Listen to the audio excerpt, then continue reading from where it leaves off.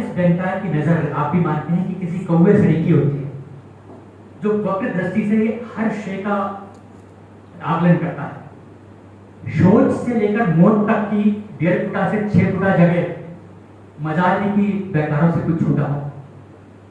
हलक के दरोगा की भी सीधी सच्ची बात हो सकती थी, जो आप अपनी रचनाओं पर कह सकते थे, लेकिन इस भूमिका में भी आपने किसी खेत की मूली ना होने के फॉर्मूले को ढालकर जो सलाद तैयार किया है, उसमें अपनी दूसरी किताब लिखने और ना लिखने के बीच की स्थिति और साथ ही पहली किताब पर जो आपको जो प्रतिक्रियाएं मिली, मजेदार प्रतिक्रियाएं मिली, उसको भी आपने व्यक्ति की चाशनी में डुबोकर लिखा है। इसके कई पीस जो है पाठकों को बड़े पसंद आएंगे। तो हम जानना चाहेंगे उस खेत के मिजाज को जिसमें वो मूलियां उग पाई या ना उग पाई, और आपने जिसमें अपने आप को किसी खेत की मूली ना होने की विनम्र घोषणा की है। तो भूमिका के कुछ अंश हम चाहेंगे आप पढ़ें। बिल्कुल, ये तो बहुत सीधी सी बात है, क्योंकि हम लोग आमतौर पर जो भी जानकारी बता रहे हैं कि वो परसाई जी और जो जूते वाली बात उन्हें कही थी, वो हमेशा ध्यान में रखने की बहुत ज्यादा जरूरत है। बहुत सारे लेखक हैं जो कुछ लिख लेते हैं, उसके बाद थोड़ा सा ये हो जाता है कि वो उनके भीतर अपने आप कहीं ना कहीं से वो हीलियम गैस पता नहीं कैसे बढ़ जाती है। तो हम लोग तो वो हैं कि जो अपने भीतर जो है ना वो सुई लगा लगा के हवा लगा तो बढ़ नहीं देते कि किसी तरीके की हवा भरी और आसमान में होती। इसलिए मैंने ये लिखा था कि मैं जो है ना होना किसी खेत की मूली का। इसका मैं एक छोटी सी भूमिका में जो मैंने लिखा था तो मैं बता दूं। लेखन को लेकर हिंदी साहित्य में इतनी विकट सलाहें दी गई हैं कि चाहे तो संपादक के नाम पत्र लिखने वाले से उपन्यास लिखवा, और चाहे तो दिन रात कांटों के पहाड़ खड़े करने वाले की कलम को नाप दे, लेखन की अधिक पेटे बिला दे दिमाग से।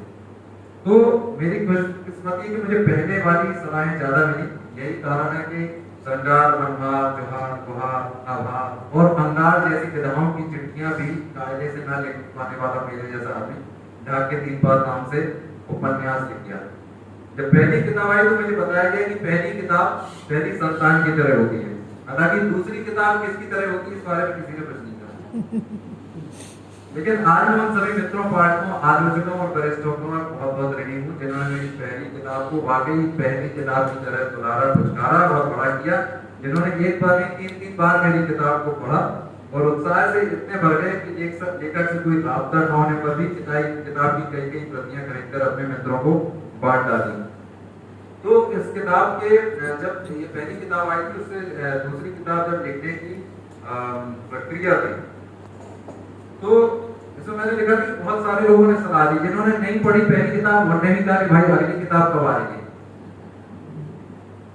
तो आप ही बताइए, इतने विकट प्यार के बाद कौन होगा जो बावला होकर लिखने ना बैठ जाएगा। सो मैं भी कभी नई किताब लिख डालने की फोड़ भर की जो है वो कलम उठा के लिखने बैठ गया। यद्यपि इधर बैठा और सलाह अगर किसी ने चिताया कि पहली किताब जो आई थी वो ठीक थी, मगर दूसरी किताब बड़ी चुनौती होती है, तो हड़बड़ी बिल्कुल मत करना। ये भी बताया कि टॉल्स्टॉय ने वॉर एंड पीस लिखने में पूरे 15 साल लगाए थे। अब हम सुन के ढीले पड़ गए कि भैया 15 साल लगाए थे, यहाँ तो हमें कुछ ही साल हुए। तो जब टॉल्स्टॉय के 15 साल लगे तो अपन किस खेत की मूली है, भले 10 साल लग गए लेकिन हड़बड़ी नहीं करेंगे। फिर साहब एक सलाह और आई कि बाबा नागार्जुन जो है वो तो 35 दिन में एक उपन्यास लिख डालते थे, और फ्योदोर दोस्तोयेवस्की है तो वो तो हर 2 साल में एक नई किताब उतार देते थे। जोश में भरकर हमने फिर धनुष की तरह कलम को उठा लिया और तोड़ने की तैयारी में थे कि एक सलाह शिरोमणि मित्र ने फिर डाल दिया कि जरूर कुछ बड़ा होने वाला है। उन्होंने एकदम सही मौके पे हेनरी चार्ल्स बुकोवस्की की कविता मुझे भेजी। आप लोगों ने भी व्हाट्सएप पर पढ़ी होगी कुछ साल पहले, जिसमें बुकोवस्की की लेखकों की कलम पकड़ के करोड़ों आह्वान करते हैं कि दुनिया भर की लाइब्रेरियां त्रस्त हो चुकी तुम्हारी कौम से, तो मत बढ़ाओ इसे, मत बढ़ाओ, दुआई इसे मत बढ़ाओ। तो साहब जनाब बुकोवस्की जी ने एक बड़े कायदे की बात ये भी फरमाई कि जब तक तुम्हारी नाभि का सूरज जो है वो तुम्हारे कमरे में आग नहीं लगा देता, मत लिखो। अब नतीजा ये रहा कि साहब मौका वारदात पे बड़ा एक रस्साकशी का विकट सीन खिंच गया। इधर से हमें टॉल्स्टॉय बुकोवस्की जी खींचे और उधर से दोस्तोयेवस्की और बाबा नागार्जुन खींचे। अब क्या करें कि बीच जगह गिनती में तब से अपनी आत्मा खो दी।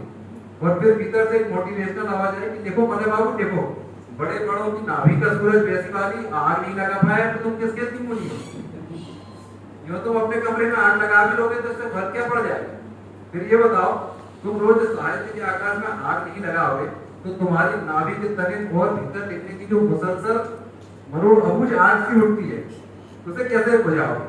तो ऐसी घनघोर रस्सा कसी में चितात्मा और मित्रों पाठकों की हुई, जिन्होंने जी से चाहा कि मेरी अगली किताब आए, सुझाव तब जाके फिर मेरी किताब आए।